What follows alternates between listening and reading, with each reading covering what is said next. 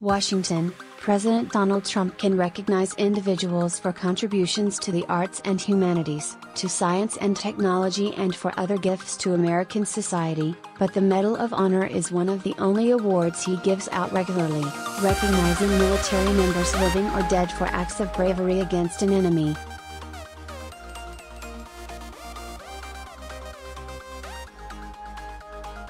Trump on Wednesday presented his 8th Medal of Honor, this time to the family of Army Staff Sergeant.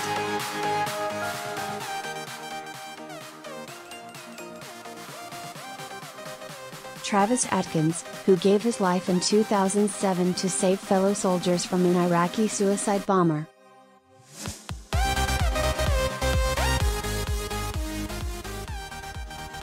In place of Atkins, his son, Trevor, and his parents represented him on Wednesday.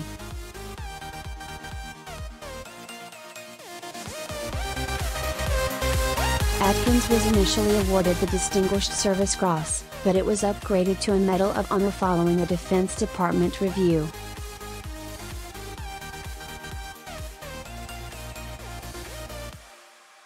Trump presents Medal of Honor to family of Iraq War hero March 27, 201902:00. Atkins, 31, of Bozeman, Montana, was trying to subdue the suspected insurgent in June 2007 when he realized the man was attempting to detonate a bomb strapped to his body.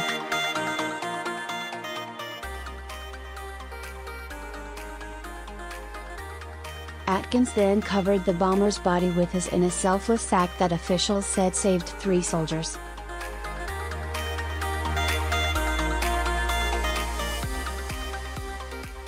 In his final moments on Earth, Travis did not run. He didn't know what it was to run.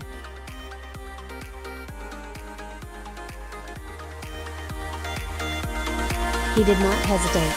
He rose to the highest calling. He laid down his life to save the lives of his fellow warriors, Trump said the White House ceremony Wednesday.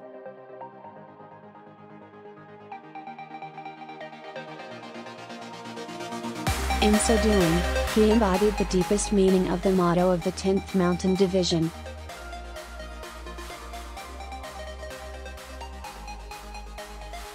He climbed to glory.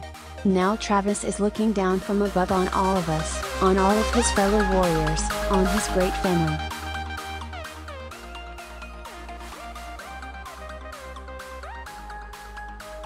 Wrapped in glory, the loving glory of Almighty God, Atkins' son, Trevor, said it was an honor to accept the award of his father's behalf in brief remarks to reporters after the ceremony.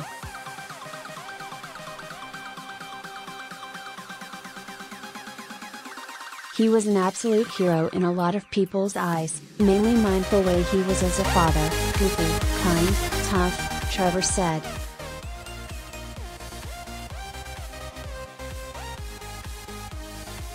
He thanked his father for making me who I am. Atkins belonged to the 10th Mountain Division based out of Fort Drum, New York.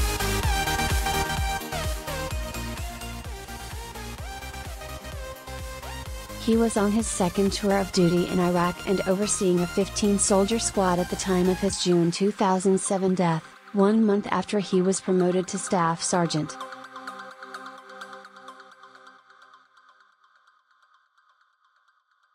He first deployed to Iraq in 2003 and was later honorably discharged as a sergeant.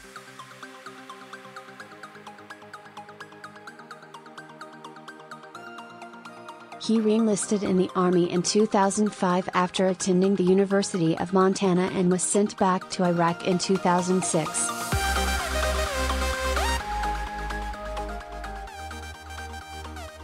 When Staff Sergeant Atkins faced the unenviable choice of being a survivor or a hero, he chose the latter, said Sherman Jones Jr.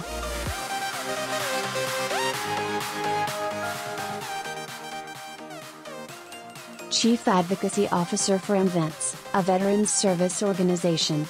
His actions, while costing him his life, gave new life to those he'd saved and will forever be embodied by the Medal of Honor.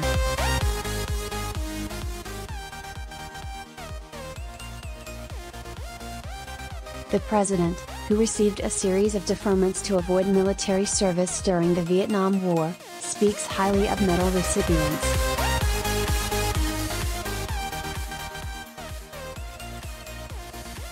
He recounts for White House guests the details of the heroic acts for which the recipients are being recognized and, at times, speaks of them using language that suggests he could not have matched their bravery.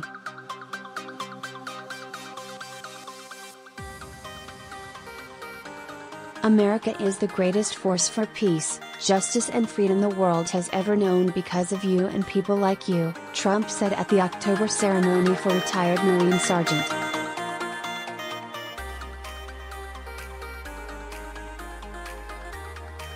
Major John Canley, the most recent medal recipient. There are very few. There are very few.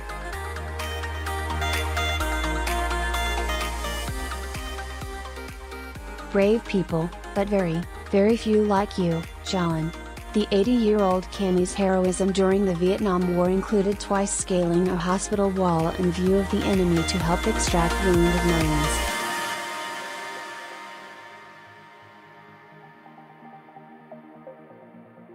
At an earlier ceremony, Trump said Medal of Honor recipients are a godsend.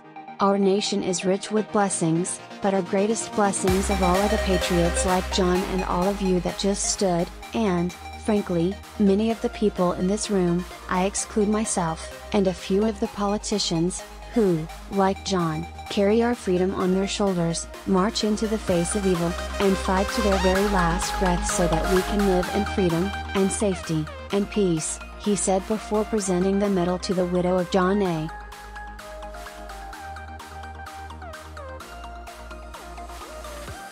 Chapman.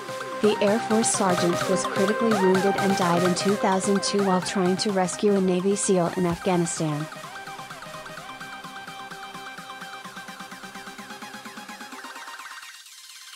Trump asked past Medal of Honor recipients attending the August 2018 event to stand and be recognized.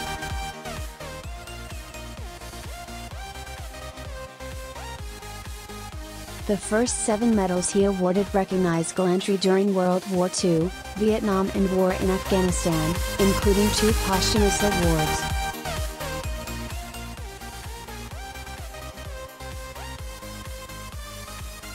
Wednesday's award will be the first Trump gives to a service member who fought in Iraq.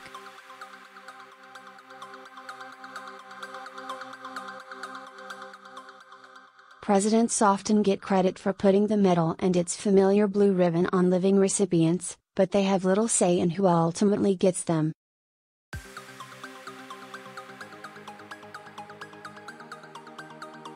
The process takes years, including strict time limits for making an initial recommendation and awarding the medal itself, and can vary depending upon the circumstances of each case.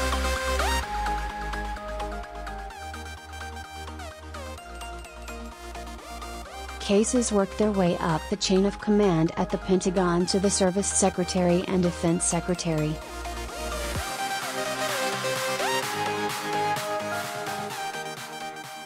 Both have authority to disapprove of a recommendation. Once the Defense Secretary signs off, the President, as Commander-in-Chief, has final say.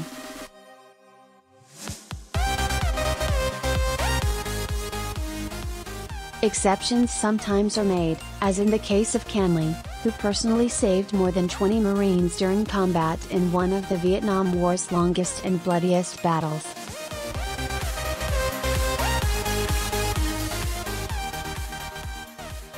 But as years stretched into decades, some of the Marines who fought alongside Canley pushed for the Oxnard, California, resident to receive the medal.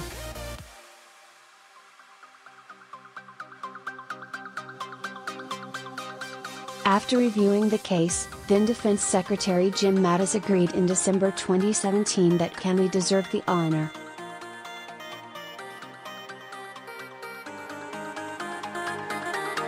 Trump then signed legislation waiving the time limit on awarding the medal. "To me, it wasn't really about me," Canley said in a telephone interview.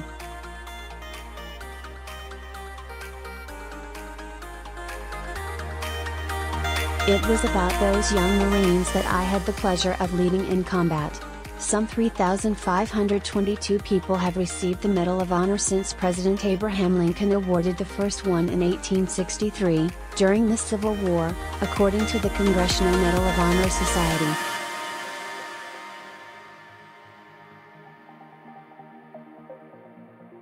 Canley is one of 72 living recipients. The first awards Trump presented after taking office in 2017 went to first responders who were injured when a gunman fired on lawmakers at baseball practice, critically wounding Rep.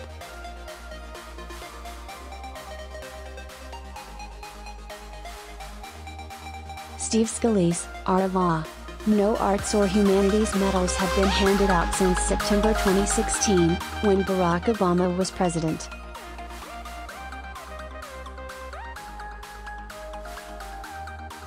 No science medals have been given since May 2016.